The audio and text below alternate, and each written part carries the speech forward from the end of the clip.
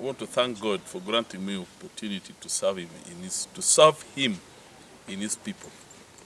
I want to thank the people of Pajilaro for entrusting me with their votes in 2021 during the general elections, and also for showing love and hope that I can still lead them.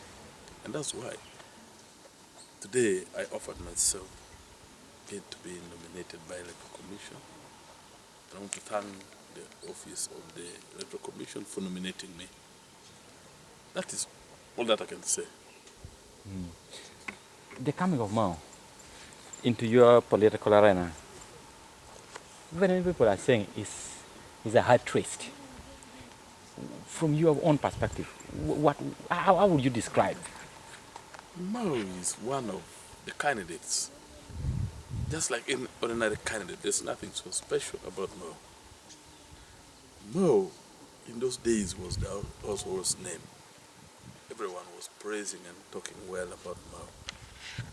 There is what we call menopause, political menopause. Every dancer, even a good dancer at one point must leave stage. Any political good father or mother who cannot actually mentor anyone to succeed in is a poor leader.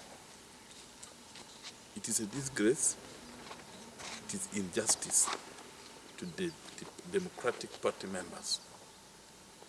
It all started way back. This is what history tells me. With the Komakech Kilama, who was also frustrated.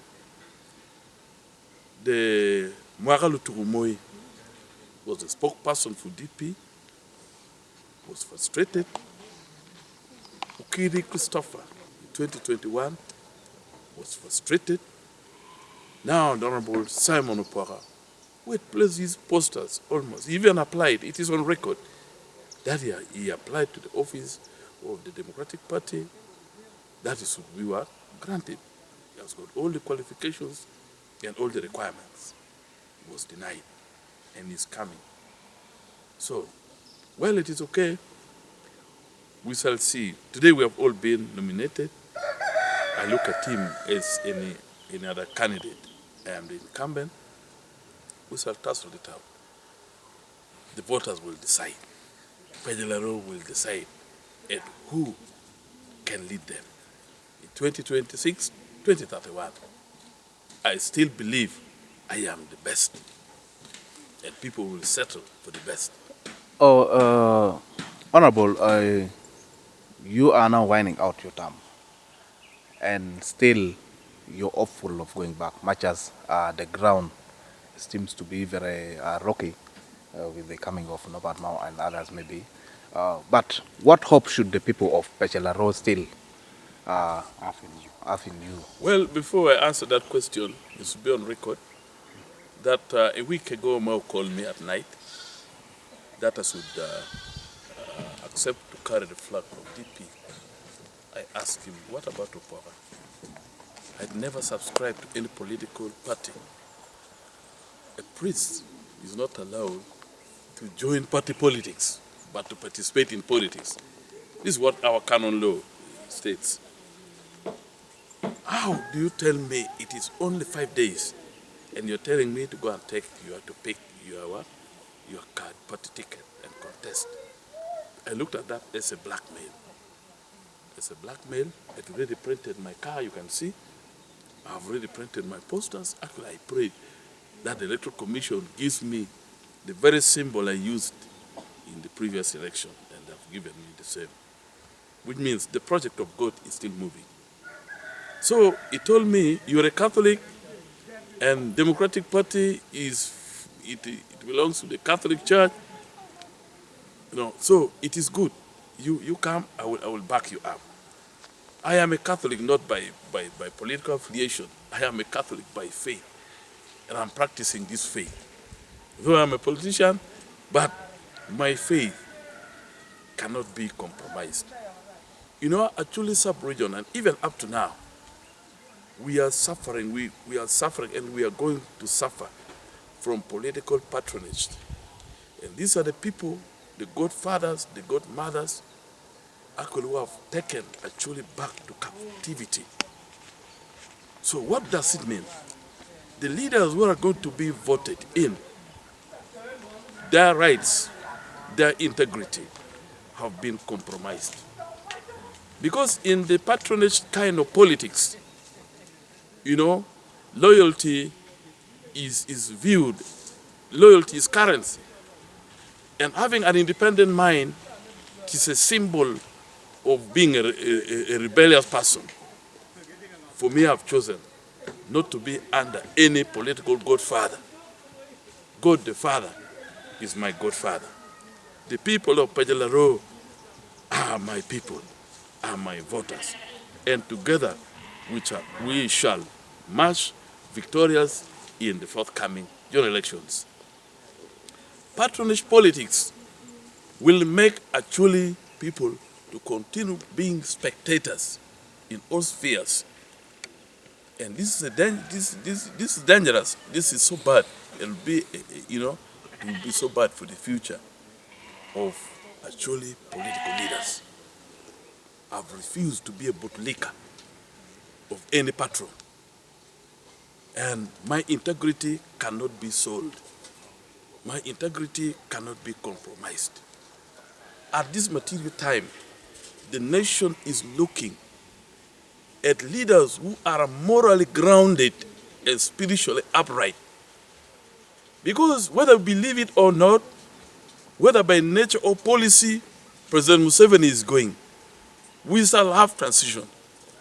And this transition will never take place without the midwives, leaders whose integrity, whose heart and mind it is for the nation. We cannot have a transition without truth-telling, without reconciliation, without reparation, without compensation. Everywhere, people are asking for compensation. You go to West Nile, people are asking for compensation. Go to Soroti, go to Lira, go to Luero, go to Western Uganda, Kasese. People are asking for compensation, for reparation. And this reparation can never take place without truth-telling. And who can participate in this? People who are morally grounded and spiritually upright. That's why I'm saying I'm better placed to lead the people of Pajalaro and Acholi sub-region. Secondly, actually, Obos has indicated, and it is true, we are economically desperate. So desperate. And we are now becoming vulnerable to the bourgeoisies, to the rich men. The Balalo question, the Balalo issue, so many people are going to be bought.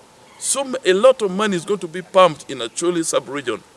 And we shall see that those who have vested interest on our land, definitely they will pump money, they will give money to their selected candidates. And I, for one, at the time I campaign without money, I believe, whether with money or without, I will still go back to Parliament. Pajalaro is expanding. The issue of land conflict, it is one of the issues which must be addressed.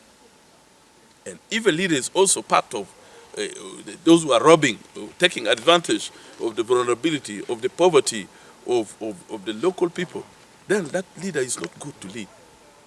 The issue of youth unemployment, Pajalaro has got the highest population of youth in the city. And the restlessness of the youth, you are aware of the vagabond youth, their issue, their problem have to be addressed. And the one who can address this problem must be and can only be a person with a big heart. And that person is me. I may not be having the capacity, but I believe I can lobby for these people, for the youth, so that a meaningful, innovative center, a meaningful training center can be, apart from the Oding, the industrial hub, among others, or Labora Technical School, the whole of Pajalaro, we don't have any technical school which could absorb those whose education were interrupted by the insecurity, those who came back from the bush, and so forth. And these child mothers, the child mothers, who cannot actually afford a formal education, a better informal kind of technical institution have to be put in place. These are some of the challenges that I see, and that which I will work on. Thank you. Honorable, maybe lastly from me, you've talked about political patronage, and of recent, prior to the presidential campaign and his coming, is actually today, you've joined in the team who are really trying to mobilize for the president, Yoweri Kaguta Museveni. Is it a sign that now you are getting slowly in the house, or why did you decide to go and support them? I am the incumbent leader of Pajalaro, the member of parliament, with the mandate to inform my people. President Museveni, apart from being the chairperson of the NRM party, is the president of this country. He's the president of all the citizens of this country, including me. He is my president. So, giving an awareness that the president is coming to campaign, go and listen to his word, to his message, to his manifesto. Are they pro people? If it is, decide, Adam. Decide and vote for him. And vote also for me.